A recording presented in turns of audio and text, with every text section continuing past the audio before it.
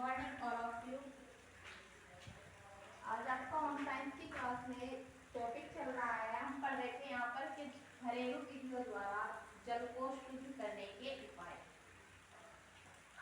यहाँ हमने आपको अब से पहले इसके दो पार्ट हम पढ़ा चुके हैं। पहले में पढ़ा था आपने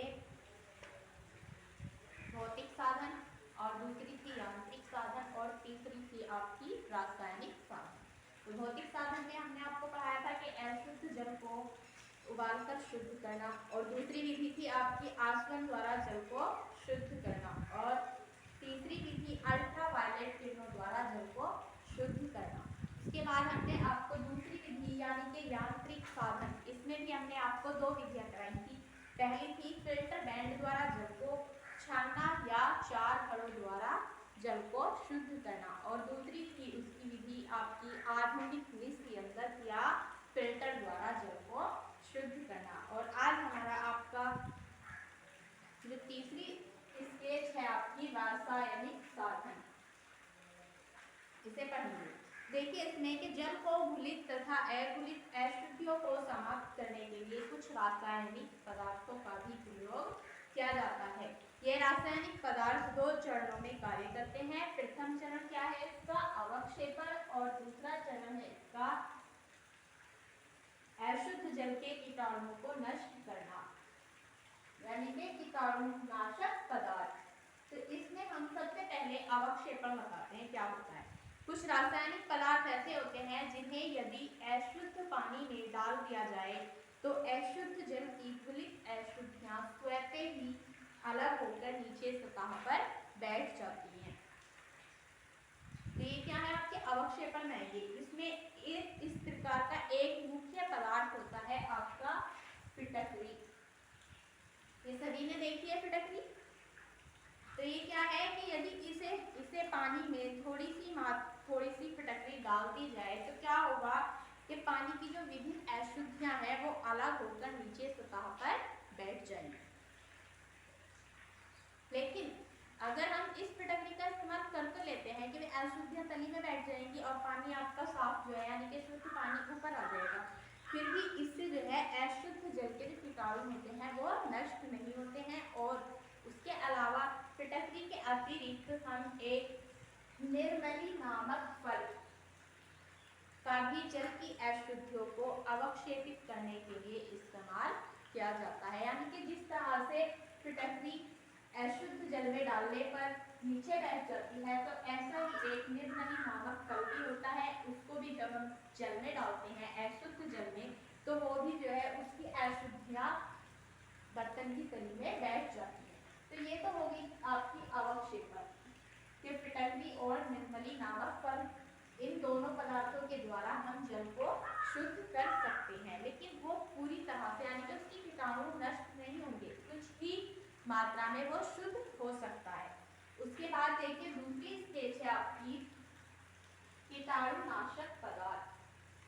इसमें सबसे पहले देखेंगे कि क्या है, अशुद्ध जल में रहने वाले विभिन्न रोगों के कीटाणुओं को नष्ट करने के लिए भी क्या है, हमें विभिन्न रासायनिक पदार्थों का प्रयोग करना पड़ता है। तो इसमें हम सबसे पहले देखते हैं लाल दवा या पोटेशियम परमैंगनेट। लाल दवा का ही नाम क्या होता है, रासायनिक नाम पोटेशियम परमैंगनेट। देखिए इसमें कि ये जो है जल को शुद्ध करने के लिए गांवों में इस पदार्थ को सामान्य रूप से प्रयोग में लाया जाता है। लाल दवा यानी कि क्या है, पोटेशियम परमैंगनेट द्वारा जल के अधिकांश कीटाणु यानी कि जो भी जल में उपस्थित कीटाणु है वो सभी नष्ट हो जाते हैं। इसे हम कहाँ इस्तेमाल करते हैं, जैसे गांव के तालाब हैं, कुएं हैं, या और संग्रहित जल यानी कि जहाँ जल इकट्ठा हुआ है वहां पर हम लाल दवा का प्रयोग करते हैं। अब ये तो हमने बता दिया कि लाल दवा के द्वारा हम जल को शुद्ध कर सकते हैं, लेकिन इसकी मात्रा क्या है कि 200 गैलन, 200 गैलन है, यानी कि एक गैलन में कितना होगा आपका 5 लीटर। तो 200 गैलन में कितना हो जाएगा 5 × 10 यानी कि 1000 लीटर में हमें पोटेशियम परमैंगनेट की केवल 1 ग्राम मात्रा ही डालनी होगी। यानी कि 1000 लीटर में हम लाल दवा या पोटेशियम परमैंगनेट की केवल 1 ग्राम मात्रा डालने से ही हम जल को शुद्ध कर सकते हैं। तो ये हो गया आपका लाल दवा या पोटेशियम परमैंगनेट द्वारा जल को शुद्ध करना। तो कहाँ कहाँ का कर सकते हैं इसके द्वारा जल शुद्ध?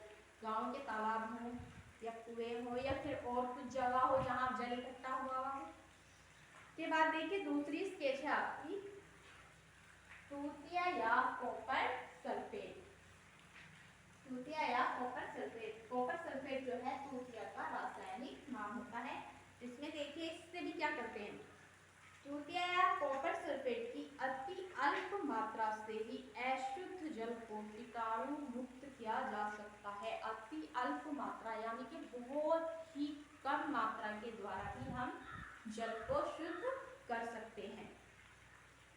जब बड़े पैमाने पर जल शुद्ध करना होता है तो हम जो है इसी का प्रयोग करते हैं। किसका? तूतिया का या कॉपर सल्फेट का। तो जल को शुद्ध करने के लिए इस रासायनिक पदार्थ का जो प्रयोग है हमें बहुत ही सावधानी पूर्वक करना चाहिए, क्योंकि जल में कॉपर सल्फेट की जो मात्रा होती है अगर थोड़ी सी भी अधिक हो जाएगी तो क्या होगा, वह जल विषैला हो जाएगा और फिर इस विधि से हम जो जल को शुद्ध किया है उसका प्रयोग भी जो है हम अधिक समय तक नहीं कर सकते। तो क्या है कि तूतिया या कॉपर सल्फेट के द्वारा भी हम जल को शुद्ध कर सकते हैं, लेकिन इसकी बहुत ही अल्प मात्रा यानी कि बहुत ही कम मात्रा का प्रयोग करके हम जल को शुद्ध कर सकते हैं। और अगर इसकी थोड़ी सी भी मात्रा इसमें ज्यादा हो जाएगी तो वह जल विषैला हो जाएगा और उसका प्रयोग जो है हम अधिक समय तक नहीं कर सकते। दूसरी स्टेप देखिए अब इसमें ब्लीचिंग पाउडर। ये भी क्या है, रासायनिक पदार्थ है। तो इससे भी क्या है, बड़े पैमाने पर जल को शुद्ध किया जाता है, यानी कि बड़े पैमाने यानी कि बहुत अधिक मात्रा में जो जल विषैला हो जाता है उसको शुद्ध करने के लिए हम इन रासायनिक पदार्थों का ही प्रयोग करते हैं। इसमें क्या है 10 लाख गैलन, यहाँ पे क्या था हमने 200 गैलन का और इसमें करना है हमें 10 लाख गैलन, यानी कि 200 गैलन से बहुत अधिक मात्रा। और एक गैलन में हमने आपको बता दिया है कितने लीटर है, 5 लीटर है। तो पानी की को कीटाणु मुक्त करने के लिए केवल 2.500 किलोग्राम यानी कि 2.5 किलोग्राम ब्लीचिंग पाउडर का ही प्रयोग करते हैं। और नगरों में पानी की टंकियों में एकत्र किए गए जल को भी जो है ब्लीचिंग पाउडर द्वारा ही शुद्ध किया जाता है। यानी कि 10 लाख गैलन में हमें कितना ब्लीचिंग पाउडर डालना होगा, लगभग 2.50 किलोग्राम यानी कि 2 किलोग्राम और 500 ग्राम पाउडर ब्लीचिंग पाउडर का प्रयोग करना होगा। और नगरों की जो नगर पंचायतें होती हैं वहाँ पर जो टंकियाँ होती हैं उन टंकियों का जल भी वो किसके द्वारा शुद्ध किया जाता है, ब्लीचिंग पाउडर के द्वारा ही शुद्ध किया जाता है। नेक्स्ट स्टेज देखिए इसकी क्लोरीन। क्लोरीन भी क्या है, यह भी एक कीटाणुनाशक गैस है। इससे क्या है, बड़े नगरों में टंकियों में एकत्रित जल को शुद्ध करने के लिए क्लोरीन का ही प्रयोग किया जाता है। जल को शुद्ध करने के लिए क्लोरीन का प्रयोग भी सावधानी पूर्वक किया जाना चाहिए। बाढ़ आदि आने पर गांव में जल को शुद्ध करने के लिए क्लोरीन की टिकिया वितरित की जाती है और एक बाल्टी पानी में क्लोरीन की एक टिकिया डालने से वह कीटाणु रहित हो जाता है। यानी कि इसके द्वारा जो हम जल शुद्ध करते हैं वो भी क्या है, टंकियों में एकत्रित जल जो होता है उसको शुद्ध करने के लिए हम क्लोरीन का प्रयोग करते हैं। और इसके द्वारा यानी कि अगर बाढ़ वगैरह आ जाए तो वहाँ पर क्या है, क्लोरीन की टिकिया वितरित की जाती है यानी कि बांटी जाती है। और उस टिकिया को, एक टिकिया को हम किस में डालेंगे, एक बाल्टी पानी में डालने पर हम उस जल को शुद्ध यानी कि कीटाणु रहित कर सकते हैं। इसके अलावा हमारे और भी पदार्थ हो सकते हैं जैसे आयोडीन है, ओजोन है, इनके द्वारा भी हम जल को शुद्ध कर सकते हैं। तो ये तो देखो आपका ये टॉपिक आपका फिनिश हुआ। इसमें हमने आपकी 3 विधियां पढ़ा दी है पूरी, भौतिक, यांत्रिक और रासायनिक। इस तीनों विधियों से आपका एक लॉन्ग क्वेश्चन कंप्लीट हुआ है। के बाद आपका ये चैप्टर भी फिनिश हो गया है। एक बार हम आपको कुछ मैन चीजें रिवाइज करा देते हैं कि क्या क्या पढ़ा था। इसमें आपने देखा था कि मनुष्य के सेवन एवं घरेलू कार्यों के लिए केवल शुद्ध जल का ही उपयोग किया जाता है। याद रखने योग्य बातें आपकी।